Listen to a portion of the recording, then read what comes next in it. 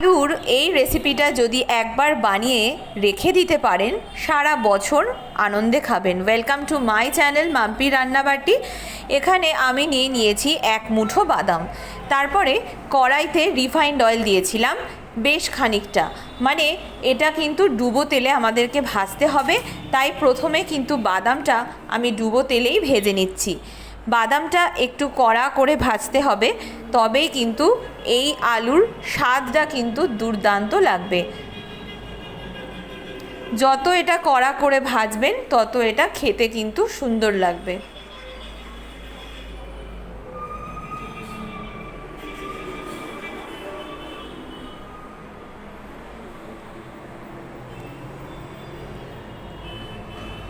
বাদামটা দেখুন একদম লাল হয়ে যাবে, তারপরে কিন্তু আমি এটাকে তুলে নেব। মিনিমাম 1 থেকে 1.5 মিনিট মতো বাদামটা কড়া করে ভেজে নেব। আর এর মধ্যে কিন্তু কোনো রকম নুন টুন দেওয়ার এখন কোনো প্রয়োজন নেই, শুধু একটা এয়ারটাইট কন্টেইনার আর আলু আর এই বাদাম আর কিছু মশলা আমি বলে দেব, যেটা আমার মনে হয় বাড়িতে আজকাল সবারই থাকে, তো সেগুলো ইউজ করলেই দুর্দান্ত একটা আলুর রেসিপি কিন্তু আমরা বানিয়ে ফেলতে পারবো।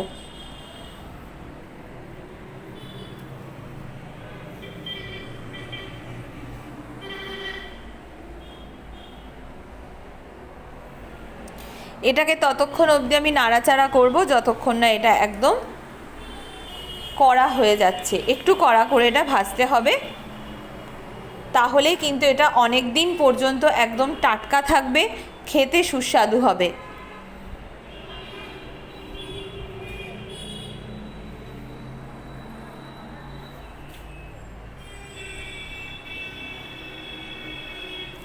বাদামগুলো এবার আমার ভাজা হয়ে গেছে, তাই এবার আমি অল্প অল্প করে একদম তেল ঝরিয়ে নিয়ে তবেই কিন্তু তুলে দিচ্ছি। দেখুন তেলটা আমি একদম ঝরিয়ে নিচ্ছি, যাতে একটুও তেল না থাকে। এতে কি হবে, খেতেও ভালো লাগবে, তেল চিটে গন্ধও হবে না, আর একদম মচমচ করবে। একবার আপনি এইভাবে বানিয়ে দেখুন, দুর্দান্ত একটা আলুর স্ন্যাক্স, যেটা আমরা বাড়িতে বানিয়ে রাখলে অনেক দিন পর্যন্ত খাবো। এরপরে সেই তেলেই দিয়ে দিলাম 2টো শুকনো লঙ্কা। যে যেরকম ঝাল খান তারা সেই অনুযায়ী দেবেন। শুকনো লঙ্কা দুটো আমি বেশ লাল করে ভেজে নিচ্ছি, একটু কড়া করে ভাজতে হবে।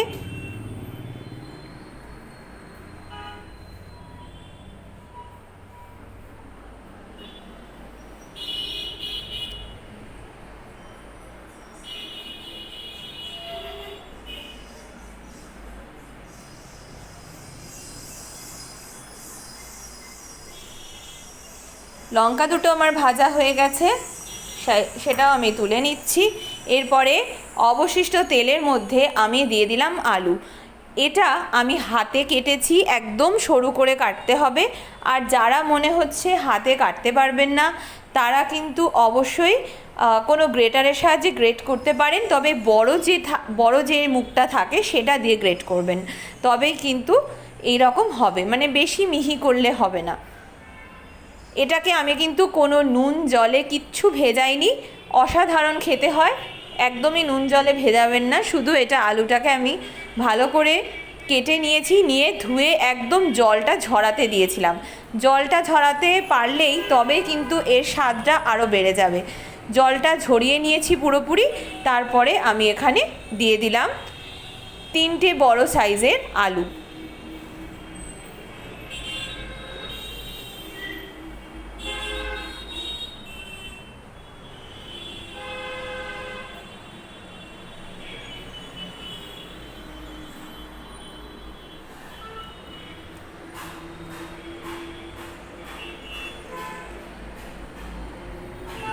আলুটা প্রায় ব্রাউন হচ্ছে, আলুটা ততক্ষণ অবধি আমাদের ভাজতে হবে যতক্ষণ না এটা একদম ডার্ক ব্রাউন অথবা ডার্ক যে মেরুন কালারটা আসে ঠিক সেরকম একটা কালার আনতেই হবে, তবেই কিন্তু এটা খেতে ভালো লাগবে আর মুচমুচে হতে হবে।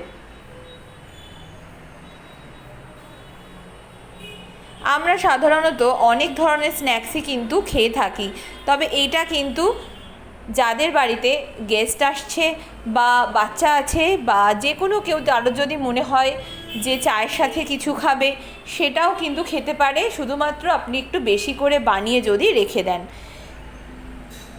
দেখুন কতটা, দেখুন এটা একদম ঝুরঝুরে হয়ে গেছে, মানে এটা যে কি ভালো খেতে হয় একবার না বানালে আপনি বুঝতে পারবেন না। তাই আমি বারবার বলছি একবার বানান। কালারটা দেখুন ঠিক এইরকম আসবে। আর মোটামুটি আমার কিন্তু ভাজা একদম কমপ্লিট হয়ে গেছে। এরপরে একদম তেলটা ঝরিয়ে নিয়ে, মাফ করবেন, তেলটা ঝরিয়ে নিয়ে পুরোপুরি এটাকে আমি এয়ারটাইট কন্টেনারে রেখে দেবো, যেটার মধ্যে হাওয়া প্রবেশ করবে না। ঠিক সেরকম ধরনের কৌটো আপনারা খুঁজে রাখবেন, তাহলে ভালো থাকে অনেক দিন পর্যন্ত। ব্যাস, আমি এক এক করে তেল ঝরিয়ে পুরোটা তুলে নিচ্ছি।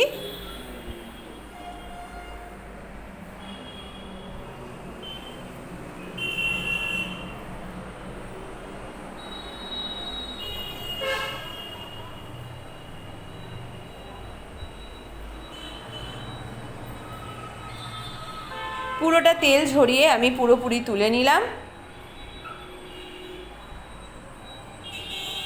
হয়ে গেল। এরপরে আমি পরের স্টেপে আপনাদেরকে বলে দেব কি কি এমন স্পেশাল ইনগ্রেডিয়েন্টস যেগুলো যোগ করলে এটা খেতে ভালো হবে, স্পাইসি লাগবে, আর যে কেউ কেড়ে খাবে, এইটুকু আমি বলছি, এত ভালো খেতে হয়।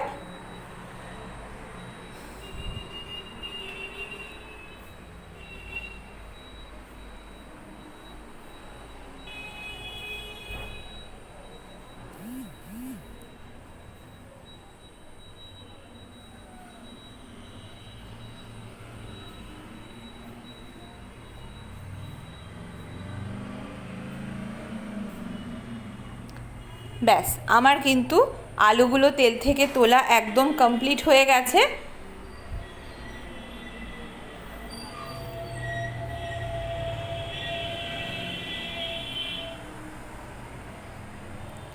এরপরে আমি একটা প্লেটের মধ্যে একটা থালা বা প্লেট নিয়ে নেব ছোট।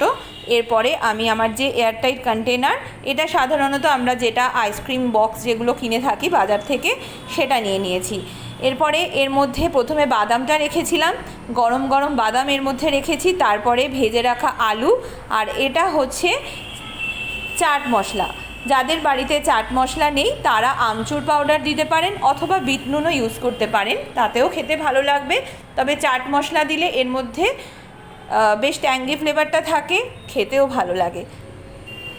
আর এরপরে আমি দিয়ে দিলাম গোলমরিচ বেশ খানিকটা, আর কিছুই নয়।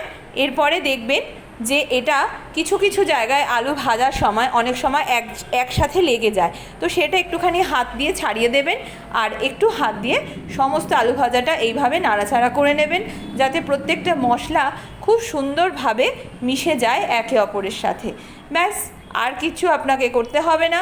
এরপরে এয়ারটাইট কন্টেইনারের মুখটা ভালো করে আটকে দিয়ে রেখে দিন।